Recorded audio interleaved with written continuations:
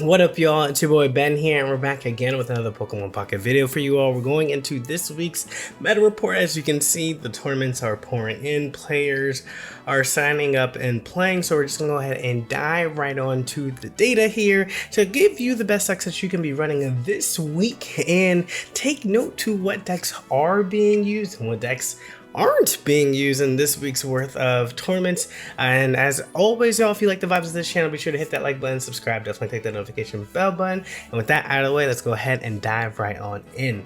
So we've seen just this is a $100 prize tournament here that's happening. This is another tournament that's been going on, another tournament here that's been going on, and another tournament here that's been going on. People are flocking to these. They're doing great, which is like really awesome. But I want you to kind of take notice really quickly, like just kind of like seeing what's here, what's not here. Like the fact that this is like Suicune, Flareon, Suicune, like it's kind of insane. Suicune, Giratina, Suicune. Like, right? Like this is just kind of like where we're at. Like this meta definitely feels like Suicune is your big bad monster here, and you kind of have to prepare yourself to kind of either use it or some way somehow go against it.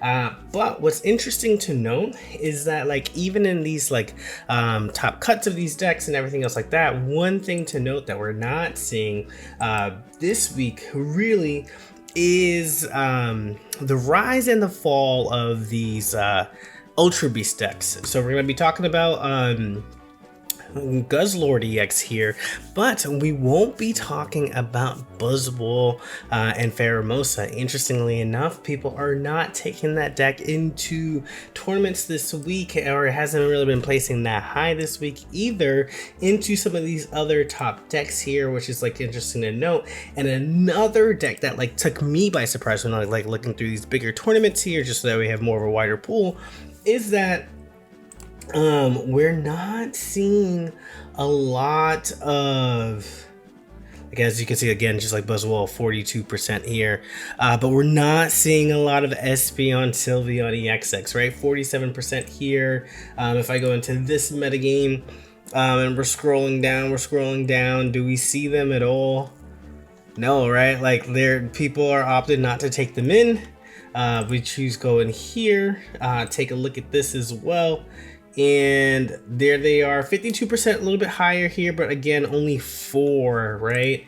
Metagame, take a look, 6, but 32%. So it's just very interesting to see just kind of like where this deck was, because like this has been like one of the top decks to be played in like tournaments, and just kind of seeing where this is like immediately has fallen out of favor. Obviously now Suicune Greninja has like taken most popularity in terms of just being like that top deck that you're playing against in here, and like we're seeing 51% here, 55% win share here.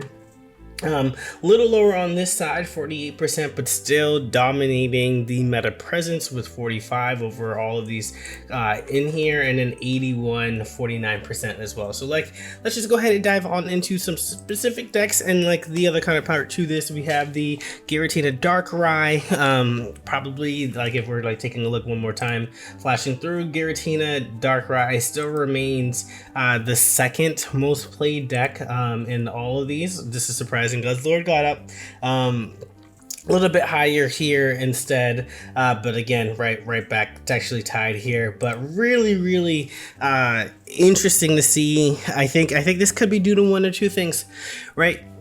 Giratina Darkrai, very linear gameplay here. You have your 4 Pokemon, and you're responding to what your opponent is doing based off of what they're doing with your trainers, right? Like you have your Leaf, you have your Sabrina, your Guzma, your Red, your Cyrus. There are some folks who are playing double Reds to get over the hump here, but I think the split between Guzma and Red here, as this person's piloting, I do like a lot here. You have your Pokemon Sign later, your potion, like right, like you have all these. We've seen this gambit more and more but I think part of like what's been going on, and like again, maybe not as much, but Giratina and Darkrai used to be the most deck that was most represented in these tournaments before Secluded Springs came out. And now that we have Suicune Greninja, I wonder if those Darkrai Giratina players are feeling some kind of fatigue, right? Like there's this always this idea of like, are there too many cards coming out really quickly? Like, you know, Pokemon Pocket releases a new set now every single month, and I think for free to play players that could be really tough to feel like, you know, there's a new set, how do I keep up? But I think what's really interesting is that like you have a deck like this where like you will like be competitive and like literally be competitive for sets until these cards eventually rotate out if Pokemon Pocket chooses to go that route. But maybe these Darktina players are feeling fatigue in a sense that like they've played it for so many sets, it's been so stable, there's nothing new to kind of figure out. Maybe you get a new trainer in here, but you know that your Pokemon is going to stay the core. Like, you know, Silver played around in here for a little bit, but this is kind of where the core is. So just interested, if you're a Darktina player and like want to talk about it, let me know in the comments, like how do you feel about all of that. We're going to continue into the Guzzlord EX deck that's been creeping up and is now the preferred way by tournament players and also into ranked right now. Folks of playing the Ultra Beast, you essentially are building up your Guzzlord, using your Celesteela to retreat for free so that way you don't have to worry about any kind of statuses and anything else like that. Once one goes down, you Lucamine the 2 energy up to the second Guzzlord, you just build up while you're taking away their energy potentially, and you get to the 120. If you're dealing with Oricorio, you have the will for the Celesteela to get that 100 immediately, and then you can repel or Cyrus up anything else that you need in order to ensure that like you're not getting hit with double Oricorio there. So there is good ways to respond to them. You also have like Rocky Helmet, Pokemon Center Lady, and Potion to also do chip damage against them as well. Oricorio decks typically do not play sustain, and so that way you'll be able to have that as well. This repel pushes away Oricorio as well too, so that way you can frag either of their mons with a Grindcore or a Tyrannical Hole, and then Cyrus them back up for a potential win with that one as well too. So like 3 Pokemon here again. You're seeing this like less Pokemon, or let's get these like high-powered basic Pokemon in order for us to do damage, so that way we can respond with the supporters. And this is definitely followed into the trend, and what you get for free that you kind of like have to use a slot for Leaf is your own Pokemon Celesteela that provides you that free retreat while still being able to attack and clear your Pokemon.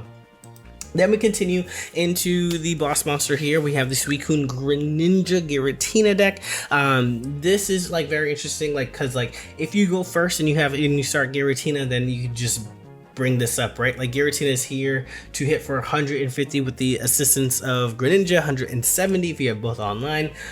When times where they are opting not to play out other basics, if we're looking at the other 2 most popular decks that are being played right now, Guzzlord and Darktina, they don't necessarily need to flood their board on their sides, therefore they actually have control over how much damage output that you're doing.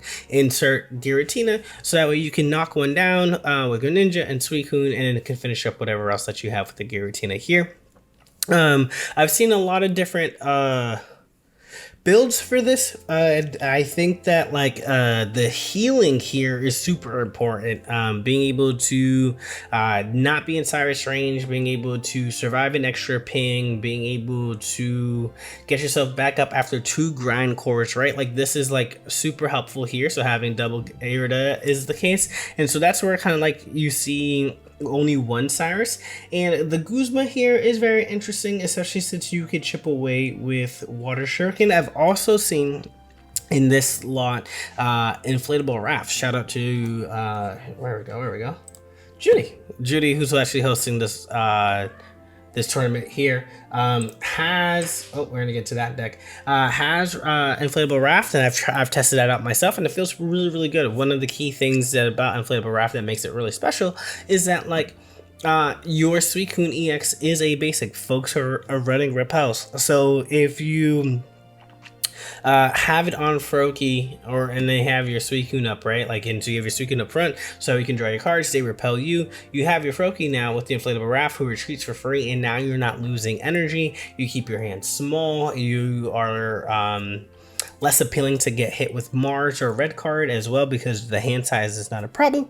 So it definitely has its benefits, but mainly energy management, so that way you can still attack without having to worry about retreating. So I really do like that piece to it as well. But again, being able to hit for the breakpoint that you settled for, that you were planning on and working towards, is also really key, just to really make sure that you're disengaging those giant capes in that Rocky Helmet in this deck, especially because 140 is not a lot of HP. It's pretty good, but it's not a lot of HP. And then going into Rocky Helmets kind of really sets you up for one Rocky Helmet hit, sets you up for Tyrannical Hole.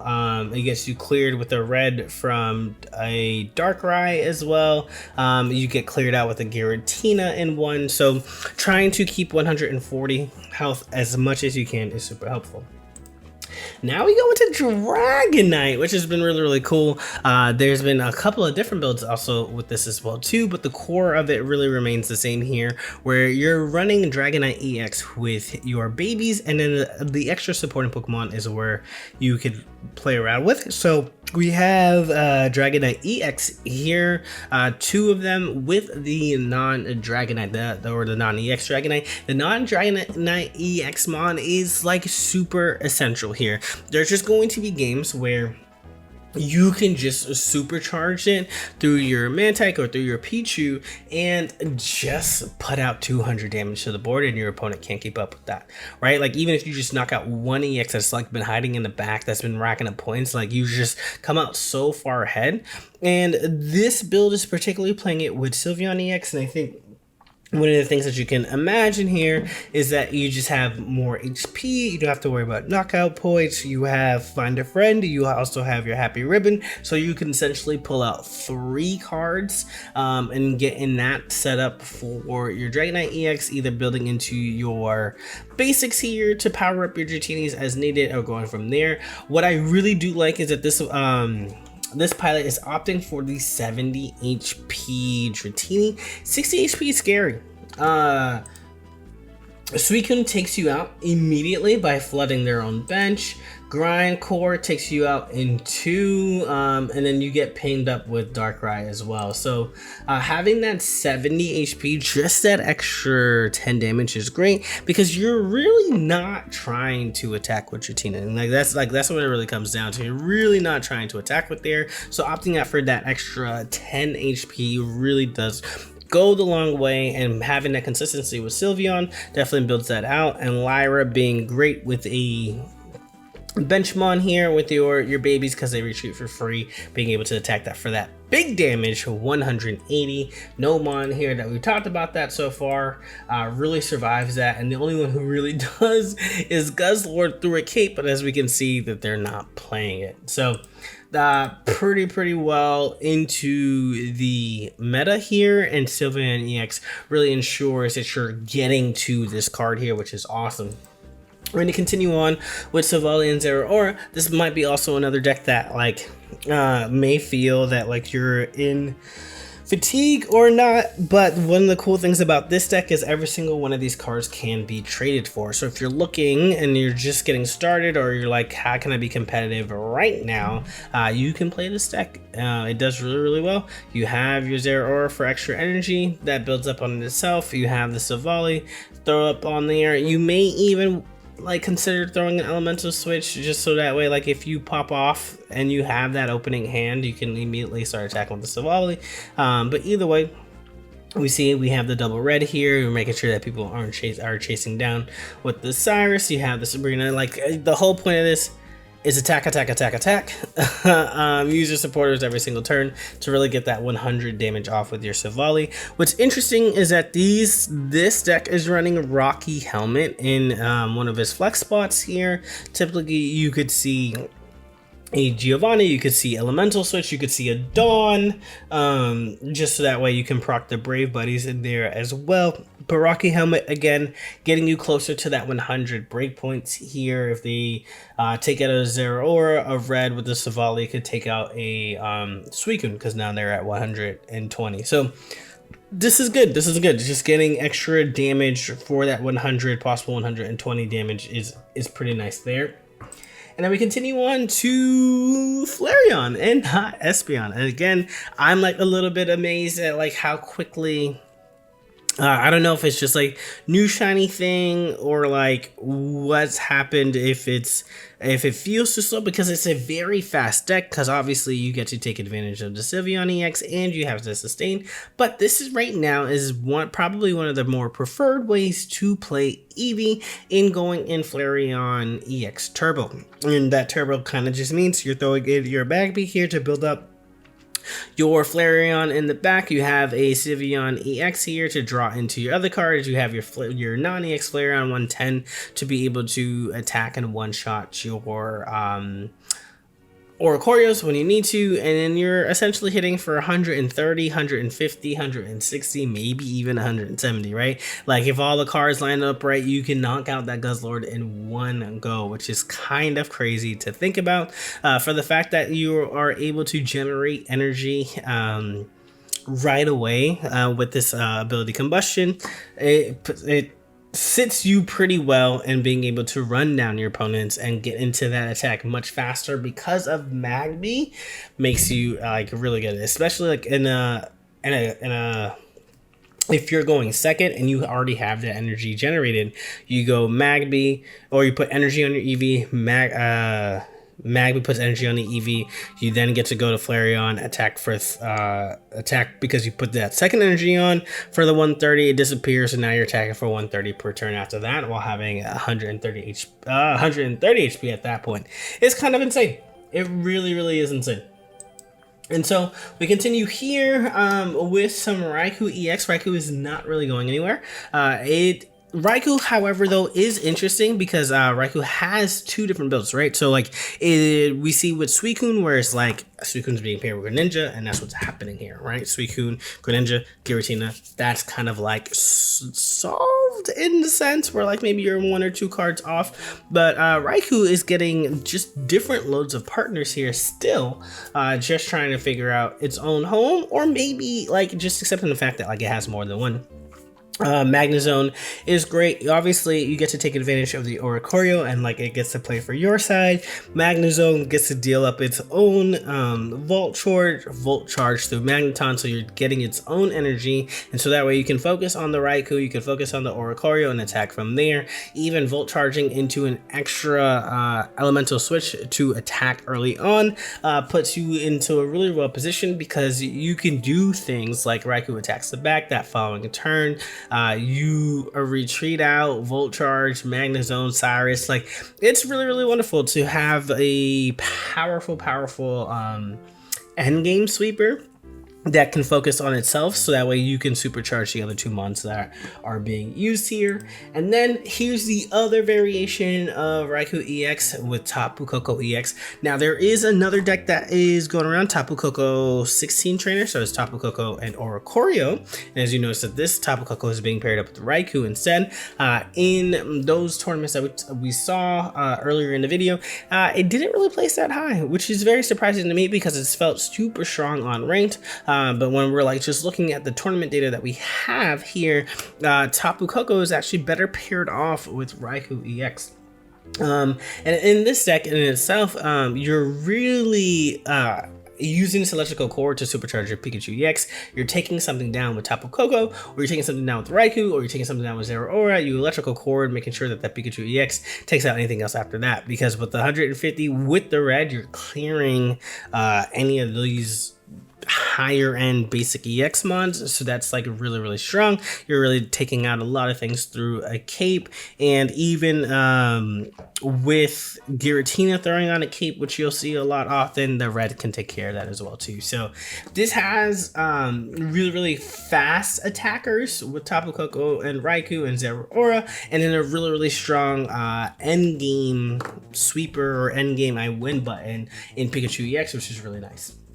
And then the last deck that we're going to talk about today is this Babies Plus Legendaries deck here. The Baby Tech supercharging your Arceus and your Darkrai at the same time. Your pings going against the Darkrai. What's really nice is that you can attack for 130 very quickly with Arceus, because the bench only needs to be filled up on your side. And typically, If you're going against Lightning, you want to have Arceus, Darkrai, Kabbalah, and a baby. If you're going against any other really types, then you can like play around with what that looks like, whether that's 2 babies or 1 or whatever else that you need. But essentially, feed the beast, then attack, and then just go from there. Just like go win the game. It really essentially is what it is. Whether you want to do 130, whether you want to do 150, because now this is like fueled up and everything else like that is pretty crazy. And then even sometimes you can even just disrupt what the opponent is trying to do, especially if you're going first, because you can Magby or Pichu or Mantike or Kamala, and then because it's only 2 energy on your turn, you energy up, attack for 70, and all those basics that sets up for stage 1 and stage 2s are not living a 70 attack, which cuts off already a strong one that they tried to plan for. So that's really great there.